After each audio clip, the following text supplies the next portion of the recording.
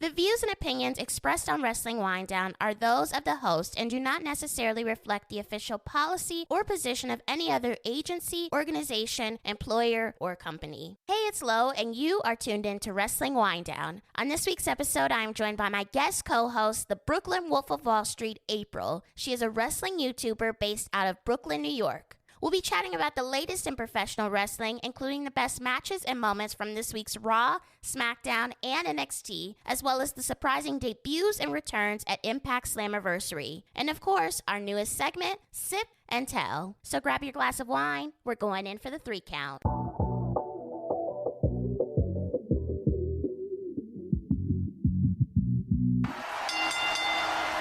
My guest today is April, aka the Brooklyn Wolf of Makeup. Welcome to the show. I hope you're ready to talk some wrestling and sip some wine. Yes, I am always ready to talk some wrestling and sipping on wine, especially everything I'm going to be talking about. I'm going to need a whole bottle.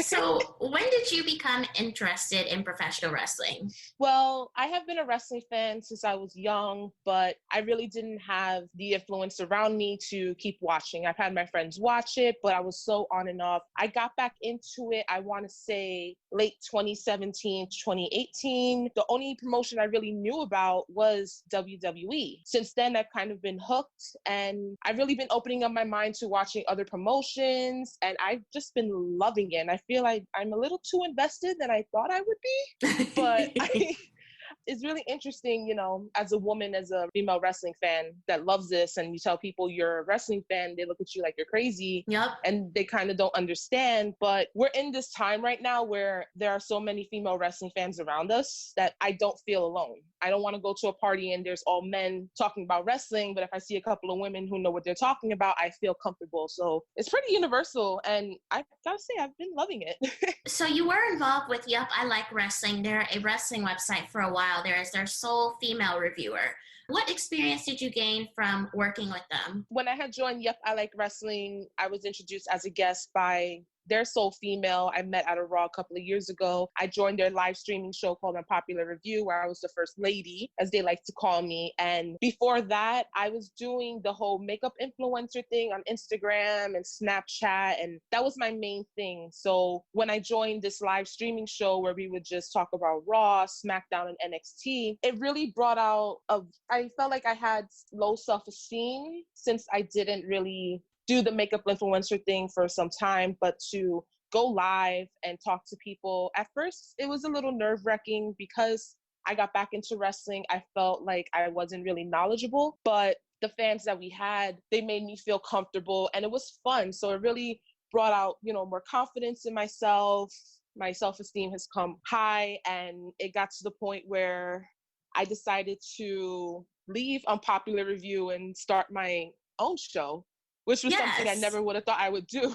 And that's what I wanted to ask you about. Your wrestling YouTube page, it's not your typical wrestling page where you talk about wrestling and just kind of kick it. You do your makeup. Tell me how you came up with that concept and how it's been going so far. Well, like I said before, I am a makeup artist, and I came up with the Brooklyn Wolf of Makeup name while I was with Yup, I Like Wrestling. It was something that completely came out of nowhere, and I ran with the gimmick. So when I used to go on Unpopular Review, and my co-host would go on a rant about how much he loved Baron Corbin, or someone I completely hated, I would just put my highlight on, I'll put lipstick on just to irritate them, because this is something that is kind of, I want to say, different from anyone in the wrestling community. So I always use that to my advantage. This is something I love, and I use that as my gimmick. So when I decided to leave Unpopular Review, I knew I wanted to have my own show talking about wrestling, but I wanted to bring my Brooklyn Wolf of Makeup persona into that. It's really interesting. A lot of people do not think about it, but makeup is a pretty big influence in the wrestling community. You know, I will watch a match and I could see the female competitors, their makeup will look gorgeous, but some of these wrestlers will have their face paints on, like Dustin Rhodes. You know, you would see Darby Allin, the Boogeyman. Yes, the Boogeyman. You even see Undertaker with his eyeliner. So it would just be those little things where it would catch my eye because that was their characters. Once I started my channel, I just wanted to, you know what, I want to bring my passion for makeup and my love for wrestling, and I kind of want to bring them together in this weird world. And it's been going great. You know, sometimes I would need a little inspiration. So lately I have been doing a lot of recreation looks of a look I would see a week, whether if it's someone on WWE or AEW. I would get inspiration on some of the gear the wrestler were wearing. I would use the colors to make eye makeup and stuff. And I would just do my makeup and talk wrestling. I think it's so different, and I love makeup. I love wrestling, so I definitely check it out when I can, and I think our audience would love it as well. I'm catching a lot of different eyes. There was one point where I had a gentleman on Facebook. He was watching my video and he sent me a message and he told me his wife came in the room and she asked him, why is he watching a makeup tutorial? He told her, it's a makeup tutorial, but this girl is talking wrestling and she knows what she's talking about. So to even hear something like that, like, wow, I actually getting validation from guys and they're learning things. This is also another reason why I created this channel, because I wanted to bring out more female wrestling fans. Me starting this channel, I want to influence female wrestling fans. Like, it's okay. You can come out. We are here. Do not feel threatened by these male wrestling fans who have been watching wrestling from the get-go. And because you like something, don't let your opinion feel like it doesn't matter because you're a female. Let's get into Raw this week. We saw the Viking Raiders versus Andrade and Angel Garza. Andrade and Angel Garza, they eventually won the match, but their egos are getting in the way. They definitely aren't on the same page, and it's been like that a while. Zelina Vega is probably losing her mind at this point because they're just never a cohesive unit. I don't see the Street Profits losing their titles this quickly. I feel like it's been a weird run for them. It almost comes across as a joke with the Viking Raiders and Street Profits, that they started out as being these competitors with each other and now they're friends. We know the Street Profits can work in the ring, and that should be showcased on Raw every week, but it's not.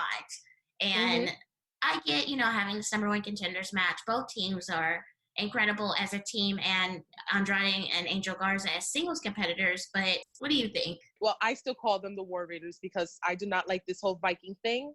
But when Angel Garza and Andrade got together with Austin Theory, I was loving the concept of possibly having a staple because I love them together. There are no staples in WWE right now, and this is something that we need. So they got rid of Austin Theory. He's rocking with Seth Rollins and his Jesus crew. That's fine. I really love Angel Garza.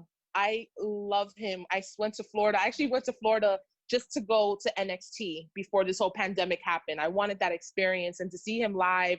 I love that ego. I love the way he moves in the ring. And I've been a fan of Andrade for so long. So to see them together, it can work.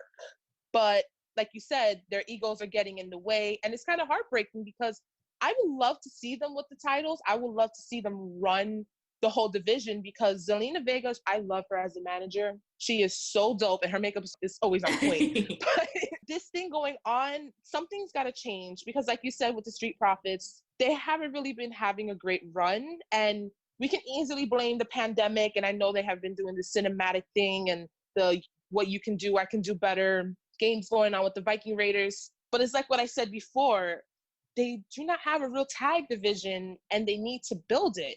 The Street Profits are amazing, and I'm tired of seeing them fight the War Raiders all the time. I don't think Angel Garza and Andrade are going to win this, but we need something. Right. I feel like it's going to be a great match because both of these teams are awesome, but I don't see the Street Profits using the titles. I want them in front of an audience. I miss the hype, and it's heartbreaking because they deserve it. And it's just sad because you see the talent behind these plexiglass and they just can't do anything. It sucks. Yeah. They deserve better. They really do. Amen. That's all I have to say. They definitely do deserve better. And I feel like you said, it probably would have been a better run for them if they were surrounded by that audience and that vibe of having people in their corner. It's been hard with these developmental talent. Yeah, they're cheering on the faces and booing the heels, but at the same time, that's not the same as having 10,000, 20,000, 50,000 fans in an arena. But this is the time we live in. Speaking of tag teams, we saw Ruby Riott announce her new tag team partner, Bianca Belair, this week. They faced off against the Iconics, and they ended up winning. I have been begging for weeks now to have Bianca Belair on Raw, so I was very excited to see her in this tag team with Ruby Riott, who is talented as well. Both of these women have been on main event for at least a couple months now. They haven't been being utilized on the main roster, so we finally saw them go against the Iconics. It kind of went against what I thought was going to happen. I thought Riott and Liv Morgan were going to get back together and form a tag team, but it seems like WWE is gearing more towards Bianca, and I really want to see Bianca as a solo superstar, or if they're going to put her in a tag team with anyone, put her in a tag team with Naomi. They've been asking for this for months now. It's like WWE does not hear it. They don't see the excitement from fans asking for it. But like I said, Ruby Riott is talented. This was an okay match, but what's next? Like, where are we going with this? Are Riott and Belair going to be the number one contenders for the women's tag team titles? Or was this just a one-off match? I really liked Ruby Riott and Bianca Belair together. Like you said, they're both so strong in the ring. They can rock alone completely easily. But there is no women's tag division. And to be honest, there are only two real tag teams in the division, and it is the Iconics and, unfortunately, Sasha and Bayley. I was never a fan of Alexa and Nikki. I always make the joke, if they don't have a shirt, they're not a real team. So I've always made that joke. Oh, God.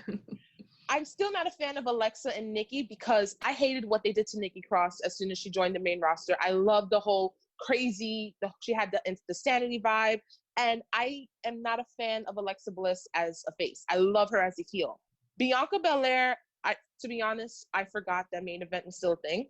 I don't think I ever watched an episode of Main Event. Yeah. But I love this girl. She has been stolen. Those title runs, they've been taken from her. She should have been our NXT champion before she got on the main roster. Absolutely. I'm trying to think of it as a business sense because we have Ruby Riott. If they paired her up with Liv Morgan, then what was the point of breaking up the Riott Squad? Just said that last week. Yep. I'm still upset that they broke up before they got the tag titles because they could have been on top of the division. I love the Riott Squad. Liv Morgan, I feel she would be a great singles competitor, but they're not working with her right. They gave us this complete build up with her. She comes out as a quote unquote lesbian, and then she's been getting pushed, having great matches, and now she disappeared. She was losing, and then last week she was attacked, and we don't know who attacked her.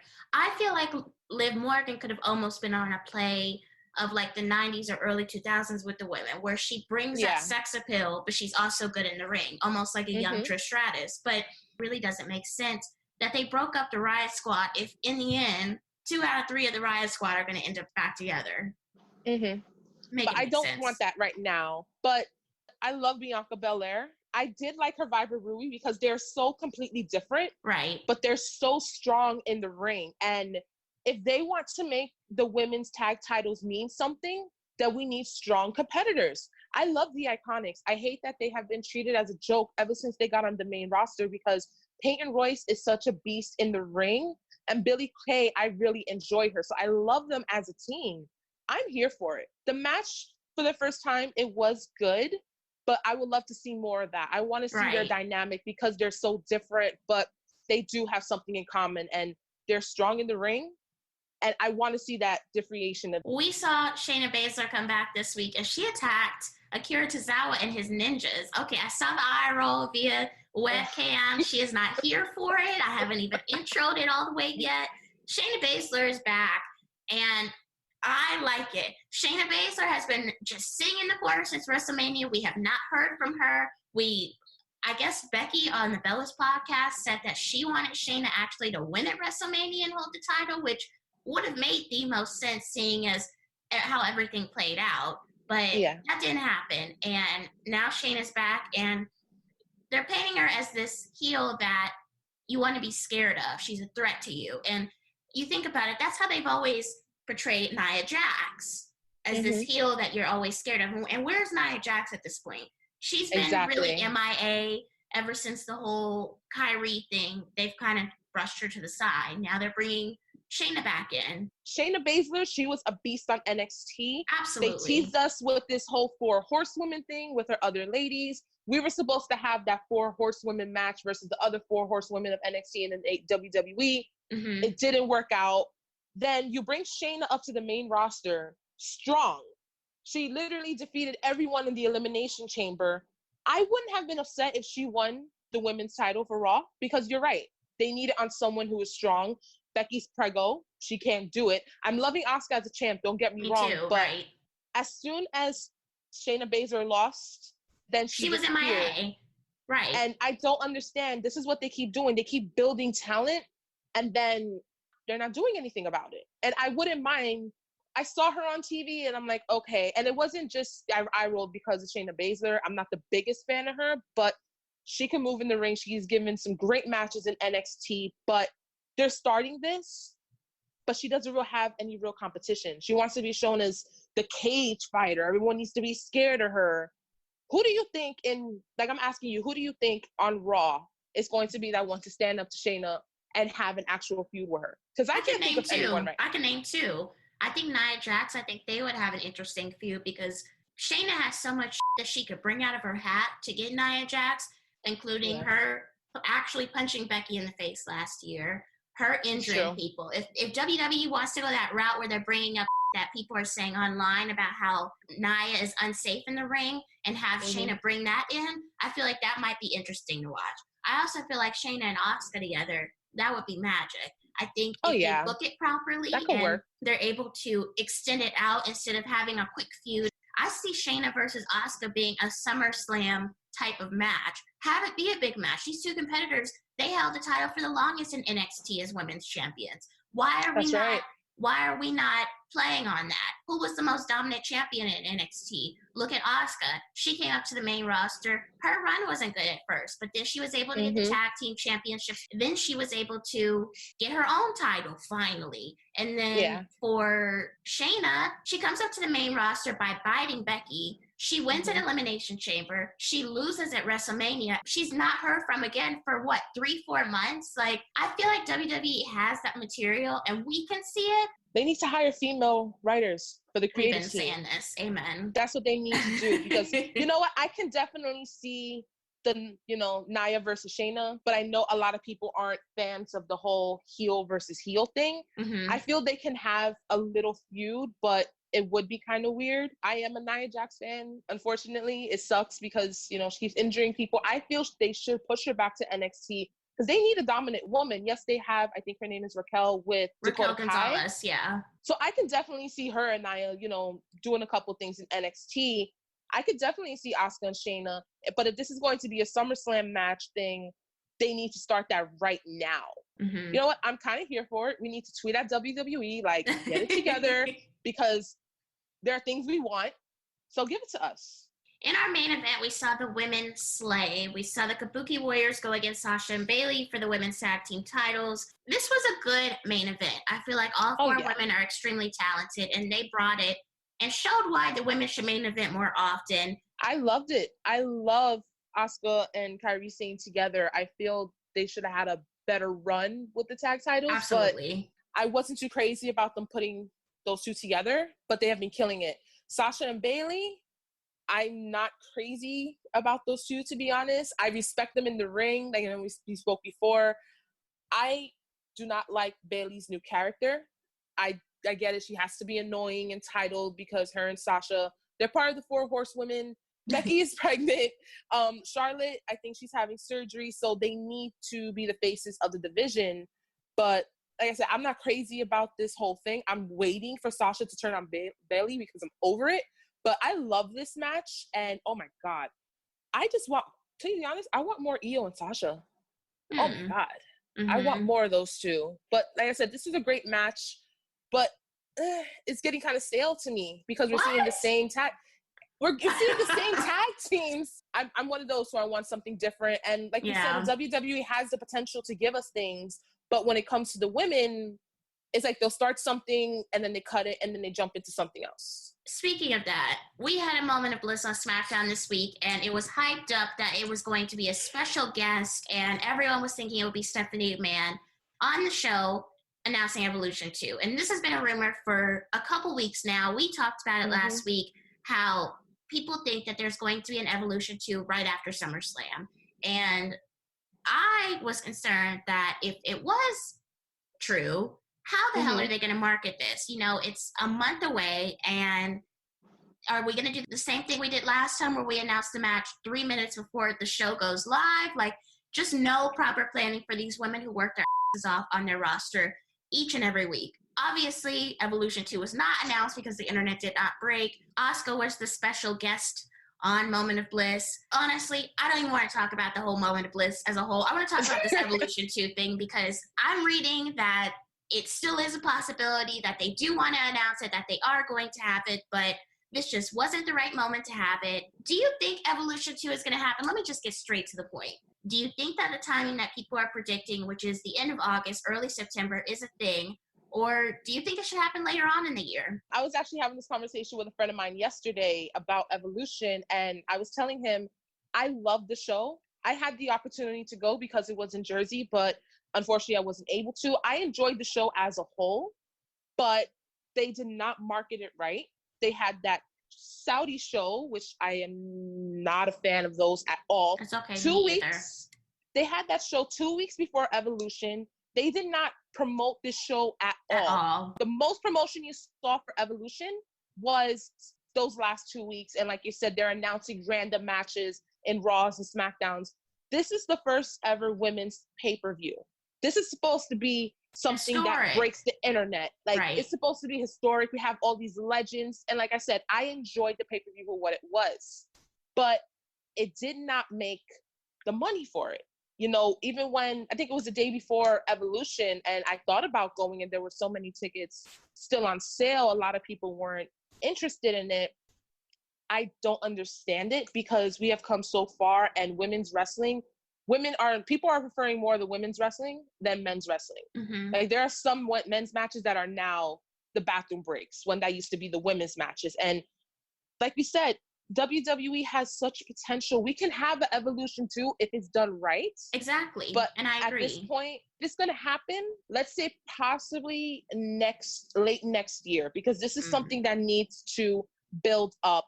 We still do not have fans in the audience. This is something that needs to be live with a crowd, with an audience. This is something that needs to be big. Promotion-wise, they didn't have faith. It was obvious to see that they did not have faith. And I even said it about the Mae Young Classic.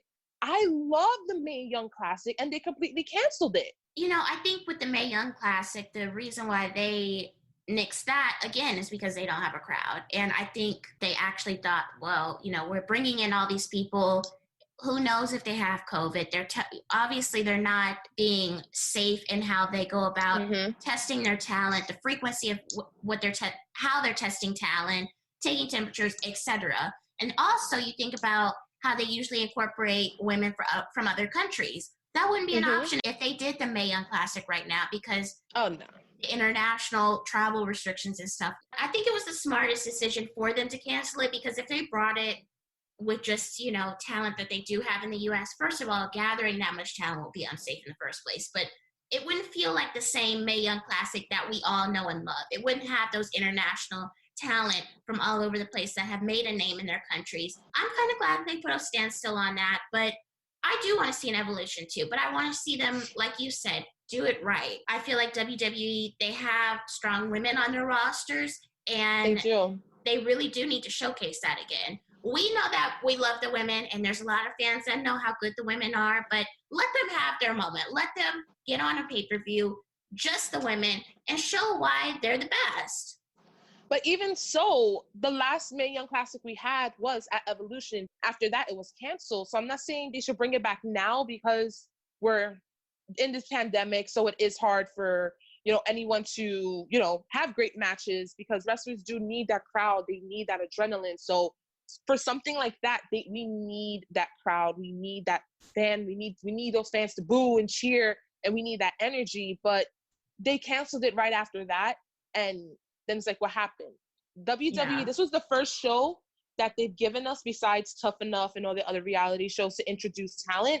They were showing talent from all over the world. There are wrestlers now who I watch in the indies who are signing main contracts. Like, wait, I remember her. She was in the Mae Young Classic. I remember her. So they gave us that platform to see other talent. Right. Like, if you're not into watching independent wrestling or don't know where to watch it, WWE was giving us that opportunity to see these women. And now if we watch any other promotions, like, I remember her when she was in the Mae Young Classic. This week on NXT, we saw Io Shirai face off against Tegan Nox in a title match, and I actually enjoyed this match. I actually enjoyed the ending much better when we saw Dakota Kai come out and just kick Io down to the ground after she successfully retained her title.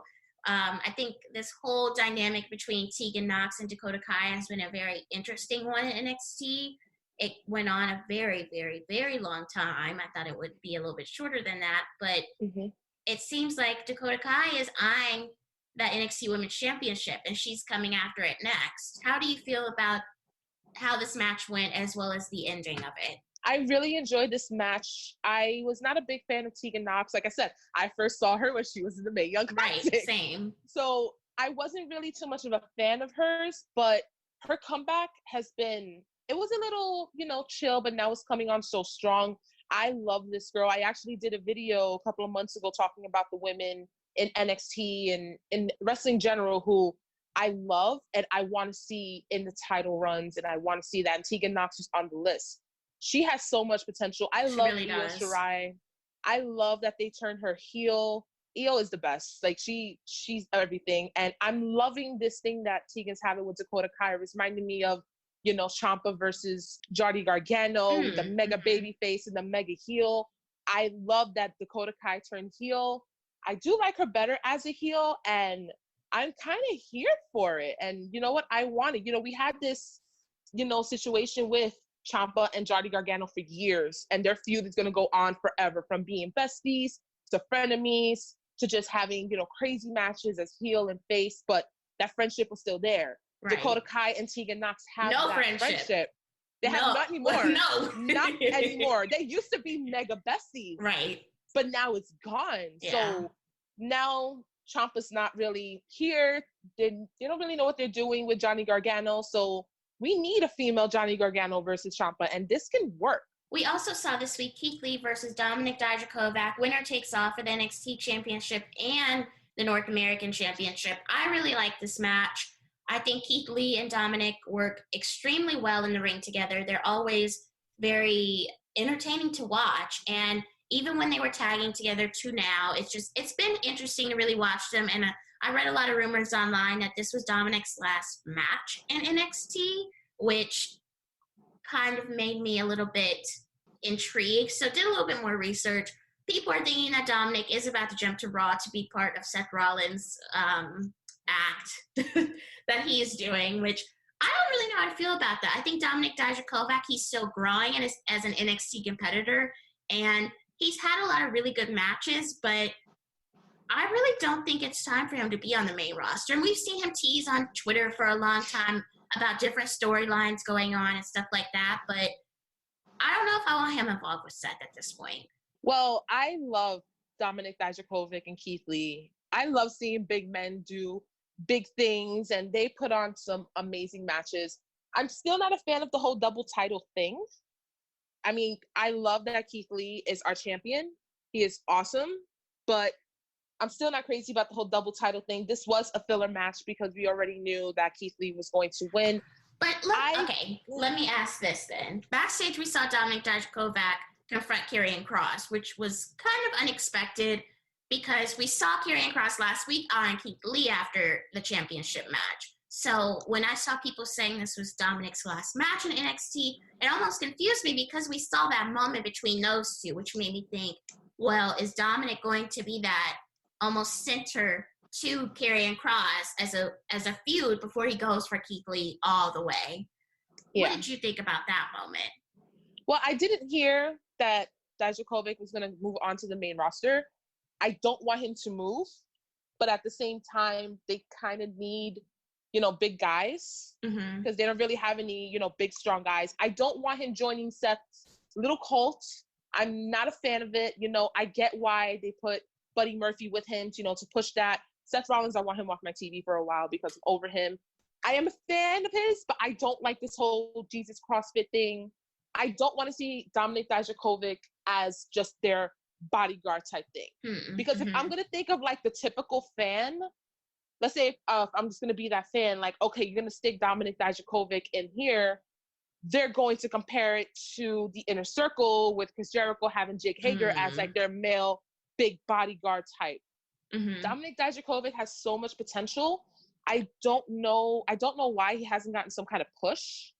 But like you said, now they're sticking him with Karrion Kross. I guess they're going to be the buffer for when Karrion does have his title matches with Keith Lee. But my question is this going to be a regular thing? Like, now, is Keith Lee going to have winner takes all matches all the time? That's what I was wondering last week. What's going on with the title belts? Right. Like, because, you know, everyone knows the North American title is for mid-carders. Right. That's why I don't understand why they made him 2 belts Keith Lee because of that. Is that going to be a normal thing? Is Karrion going to go for both titles? It's kind of bringing down the value of the NXT championship. So, well, in my opinion, I don't know. Last week we talked about it, and I didn't understand why they just don't separate the two and have Keith Lee defend both separately. Yeah, okay, every once in a while, maybe he has a winner takes all, and those winner takes all matches should be special. It shouldn't be a weekly thing. It shouldn't be every pay-per-view. It should be for a feud like Karrion Kross or him going up against Adam Cole for a rematch. It would make more sense to have had Dominik Dijakovic go for maybe the North American title, because Dominik Dijakovic is a mid-carder. Now, for the NXT title, it would make more sense to have him go against Karrion Kross if they were doing this separately. It doesn't make sense to do that every week, because I feel like it almost devalues having him hold both championships. I actually like Keith Lee with both championships, but I feel like they need to go about it differently to entertain their audience. We want to see that Keith Lee is a dominant champion for both titles separately, not at once. I feel like NXT is really experimenting because this is the first time they've had a superstar with both championships at the same time. And they're probably trying to feel out, do the fans like these winner-take-all matches? Should we separate it? It makes more sense, and you have more eyes on the titles separately when you're having different competitors face off for both titles. Like last week, we were talking about Tommaso and how he was very discouraged in the position that he's in right now because he has such a strong run with the NXT championship for all of that time, and then he got injured, so he had to relinquish the title. And I was saying, why don't they have him go for that North American championship? But if they're not separating the titles, he would have to go for both. And at this point, at where Tommaso Ciampa is, I feel like he shouldn't be involved in a winner-takes-all match because it wouldn't make any sense. They don't really have anything for him. The last feud Which he makes had me sad. It was with Karrion Kross, and I feel this should have been longer. This should have been more invested, and the match that they had at In Your House, I think it was the Takeover in Your House pay-per-view. Yeah, it was a squash match. I loved it. It was a squash match, though. I did enjoy it because I love their dynamic, but they should have continued the whole Karrion Ciampa thing because we're jumping from, Ciampa being champion. He lost his titles. Now he's lost because he lost his titles. He lost his best friend. Now what? And now he keeps getting attacked by Karrion, who came on strong, and I love it. But they should have had this feud.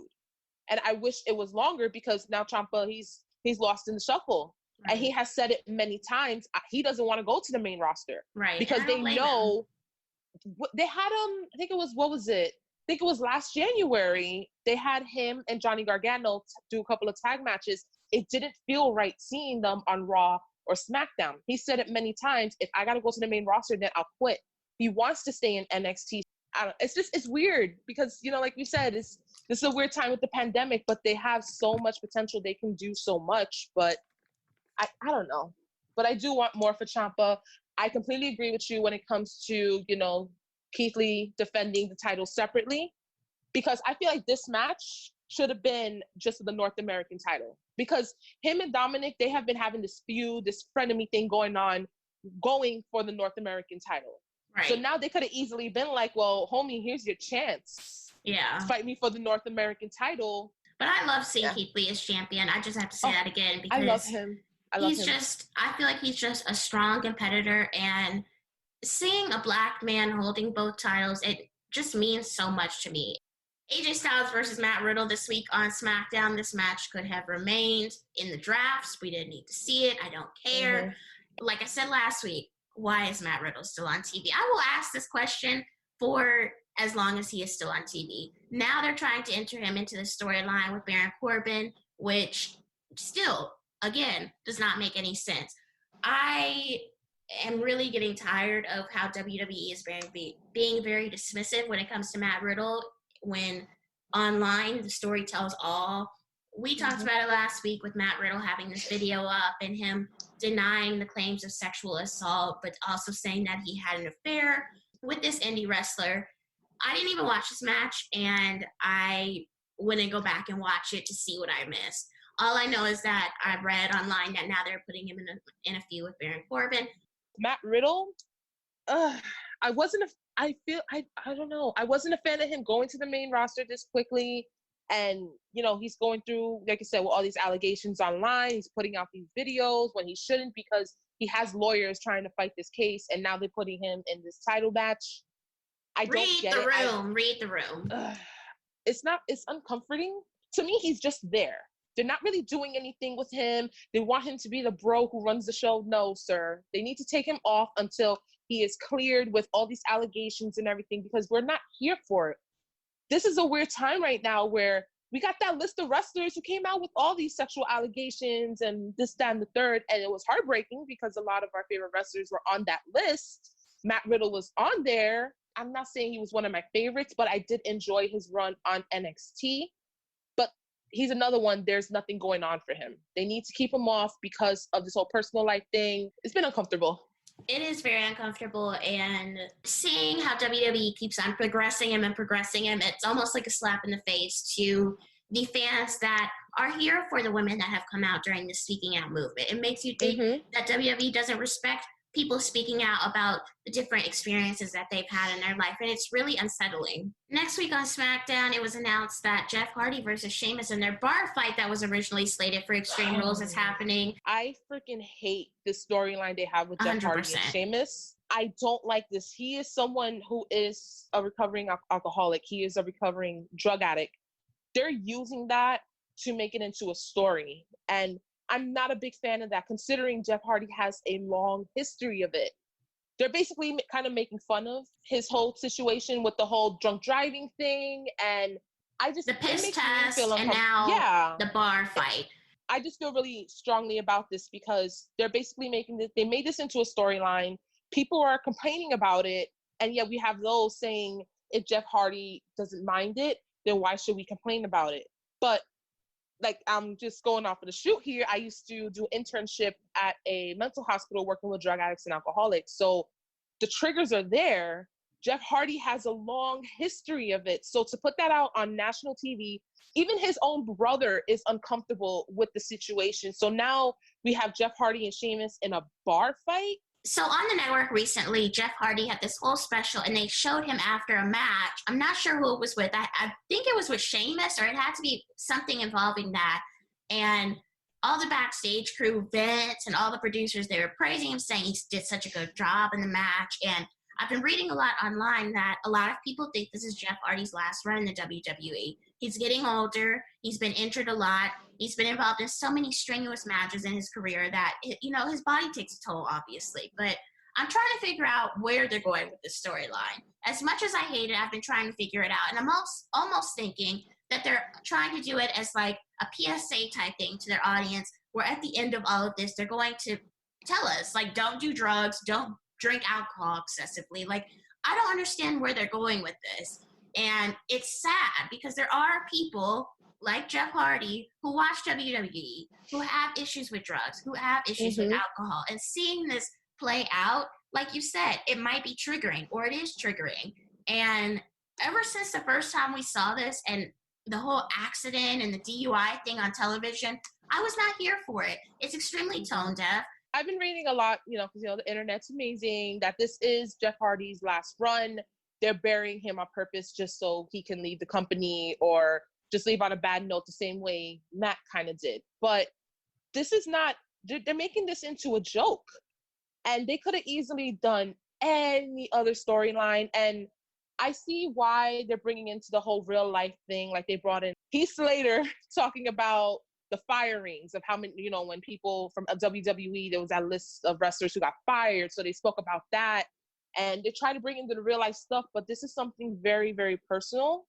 And like you said, if they're trying to make this into a PSA thing, they're going it the wrong way. Absolutely. Because they're just like, they have Sheamus over here saying, hey, don't be like this guy, Jeff Hardy. You think of Jeff Hardy, you think of the Hardy Boys are one of the best tag teams in the world. You have in this bar fight. I'm not here for it. And then let's say we have this bar fight, then what happens next? Are they gonna have Jeff Hardy lose and want to have a drink at the bar type thing? Yeah, with all these storylines, like I said, I've been watching WWE since I was a kid, but it's storylines like this that it kind of bothers me and it kind of pulls me away from watching the products. Let's get into our newest segment, Sip and Tell. This week on Twitter, we saw a hashtag Naomi Deserves Better campaign kick off, and a lot of positive response came from it. This was after the horrendous karaoke segment last week, which led to a match against Naomi and Lacey Evans. And this week we saw Lacey Evans and Naomi face off again. Naomi lost, and this is how the hashtag started. And I've been saying it for months now that Naomi deserves better, and I'm glad that the general fan base of WWE realizes it too. Naomi has been in the WWE for many years now. I consider her a veteran on the WWE women's roster, and she hasn't been utilized properly. She's had women's title reigns, and one ended abruptly because she was injured, and she hasn't had her moment yet. And seeing her involved in these stupid karaoke contests, which made me almost flashback to how women used to have these segments where they were in bikini contests and doing nonsensical stuff on our televisions, that's what this karaoke contest reminded me of. And then seeing this week with this match where Naomi lost in quick fashion, it pissed me off even more. It gained a lot of attention. I saw Keke Palmer, who said that she wants to play Naomi in a movie. This was on a clip of Naomi returning at the Royal Rumble this year, and this video actually has 4.1 million views, and it's a clip. It's not even a long clip. It's maybe 1 to 2 minutes long, and it's been viewed 4.1 million times. And Naomi came online, and she saw herself trending, and this is what she said. Quote unquote, wow, I know y'all got me, and you always have. I appreciate you all so, so much. Thanks for the continuous support and believing in me. I just thought this was interesting because we've seen Naomi and how she's able to get this national attention. Gabrielle Union was favoriting these tweets. I saw numerous WWE superstars saying how capable and how amazing Naomi is in the ring and how she's been there for so long and she deserves better. We also saw Keke Palmer saying that she wants to play Naomi in a movie.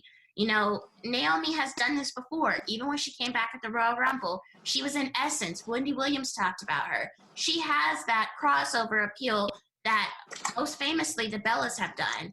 And she's not getting the same respect as the Bellas have. We've seen the Bellas, they've had multiple title reigns. And I think Naomi deserves just the same. It's so frustrating because I love Naomi. I have been a fan of her. I haven't followed her career since the beginning, but for the past, I want to say 2 years, she has been a favorite. That woman can move in the ring. When she cuts a promo, she will cut a promo. When she came back at the Rumble, I popped harder than when Edge came back. You know, I missed her. And like you said, she is a character. She's so unique. And they just keep playing with her. And I don't understand why. She is a legend. And she's had 2 title runs. Like you said, the last one got interrupted because she was injured.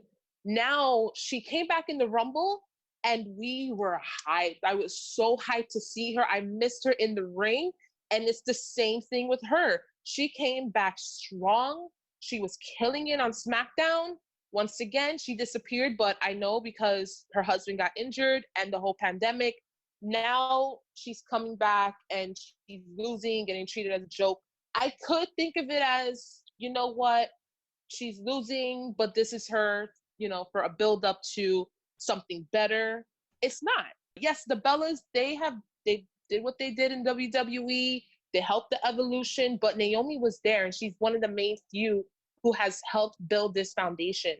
She does deserve better. I want to see her in the title run. I have been wanting her in the title picture for years. we need someone like Naomi on the mic with the title because she has fans from all over the world. Little girls love her. Her glow gimmick is fire.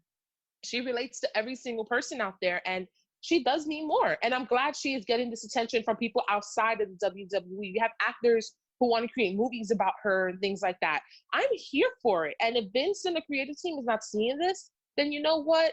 I don't want to be that fan. Then you know what? Just let her go and she can wrestle somewhere else. I do actually want to take us through the history of Naomi because I feel like you said, there's a lot of fans who started watching later on and don't really realize what she's done. She was in FCW for a long time. Then she moved up to the main roster. She was a part of the only women's NXT competition that they used to have. That's how long she's been there. And, you know, she was with the Funk Galactics with Brodus Clay. And I think about it and I've seen, you know, her and Cameron interacting on Twitter. Why not have Cameron come back? Why not have them redeem themselves? They were the background dancers for so long. They never had their time to shine as either singles competitors that were taken seriously or a tag team. Look, we have the women's tag team titles now. Why not give them an opportunity at that if that's what they want to do? Like we also said, Bianca Belair and Naomi, they've been teasing it for a while that they really want to be in a tag team together. And a lot of people are saying, well, they won't move Bianca over to SmackDown because of the whole thing where they keep married couples together. But Naomi's husband isn't on the road right now. Why not have Naomi go over to Raw and why not have them form that team together and grow together? I mean, it's the perfect opportunity. To my knowledge, we've never had a strong Black women's tag team in the WWE. Like, I can't think of one. We had Team Bad, and Sasha Banks is part of it, as well as Naomi and Tamina. Look what they did with Tamina. This poor woman, she has never had a moment in WWE. She had this nice little storyline going for it for WrestleMania, and then they cut it. They're both on SmackDown. Why can't we put both of them together and redeem themselves? I'm all about, you know, something different. And I didn't watch wrestling when Team Bad was a thing, but you have both of these women. They started off Tamina strong before WrestleMania. And honestly, if she would have won the title, because this woman, I don't think she's ever had a title. She's always been paired with somebody. She's always been that bodyguard. And yes, she is, you know, accident prone. She had her thing going on with Nia Jax. But you know what?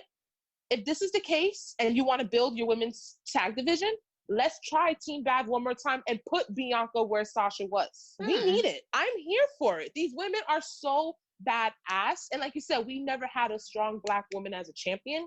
You know what?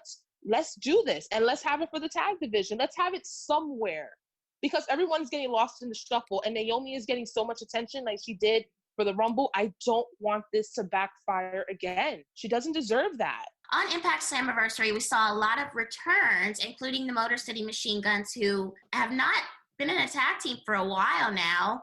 And then we also saw a lot of WWE superstars or former WWE stars who were released in April involved in the pay-per-view, including Heath Slater, Deonna Purrazzo, who was in NXT for a while. We also saw Carl Anderson and Luke Gallows, who are known as the Good Brothers now. We also saw EC3 at the end of the show, as well as Eric Young, who is an Impact original, in my opinion.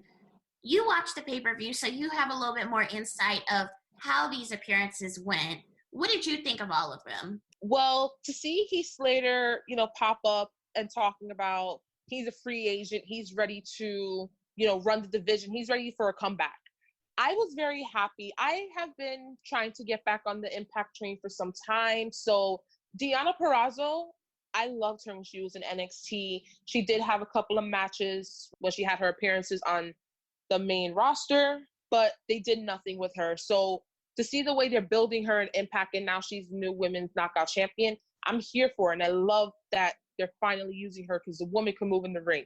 The Good Brothers, I go back, I'm a Bullet Club fan, you know, Too Sweet all day. They have been treated like complete crap the moment they got on the main roster. They have always been in the background of Finn Balor and AJ Styles. They tried this whole recreation of the Bullet Club thing and it never worked. And I read AJ had an issue with them getting fired, and he did put out that he felt bad on his Twitch that he couldn't do anything to save these guys, but them getting let go was the best thing. I really hope they don't do what they did with them. And they did it with them in Bullet Club. They were always together. They always had them in the background. Same thing while they're on the main roster. I want these two to be strong in their tag team division because they do have a good tag team division. To see Eric Young, it was funny because, to see him on there, everyone looked happy. They looked relaxed. He moved so well. I was talking to my friends and telling them I missed him when he was in Sanity. Sanity had something great when they were on NXT, and as soon as they got to the main roster, they broke them up. Everyone was lost in the shuffle. So to see Eric Young back, of course he was gushing blood as always, but the man can move. I'm really happy for it. The promo with EC3 at the end was but for him, I felt bad the most when he got on the main roster. The poor man had maybe 3 matches, and they were all squashed, and we never heard from him ever again.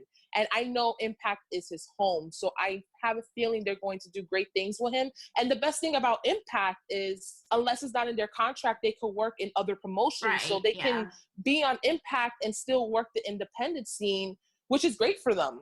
I'm ready for Tuesday. Usually I spend Tuesdays just watching AEW Dark, and I will watch Catch Impact when I can, but I can't wait to see what they're going to do. I hope the Good Brothers give out a good promo. I want to see what they're going to do with EC3. I'm here for it. And I'm very curious of what they're going to do with Heath Slater now he's back with Rhino. So that might be a thing. I'm really happy for them because all this talent, they're great. They just haven't been utilized properly. And I hope good things come out of this. I hope they do too. Thank you, April, for joining me today on Wrestling Wind Down. Where can the people find you on social media? You guys can find me on YouTube at Beating Faces, which is one word. You can find me on Twitter at House710 or the Brooklyn Wolf of Makeup. Same name on Instagram. And yeah, I'm always down to talk wrestling, makeup, and yeah, definitely check out my videos. I come out with videos once a week, and I do all different type of videos, from rant videos to talking about matches I love, to wrestlers who I am looking forward to seeing, to my fun reaction videos at death matches. So it's a little bit of everything. Thank you for tuning in to another episode of Wrestling Wind Down. You can find all of our other episodes available on Apple Podcasts, Spotify, Google Play, iHeartRadio, and wherever else you listen to your podcast. We're also on Twitter and Instagram at WWDCAST. Our new website is also coming soon. Let us know what you thought about the episode. What was your favorite part? We upload episodes with brand new co-hosts every week. Until next time, enjoy your wine and, of course, enjoy your wrestling. Cheers!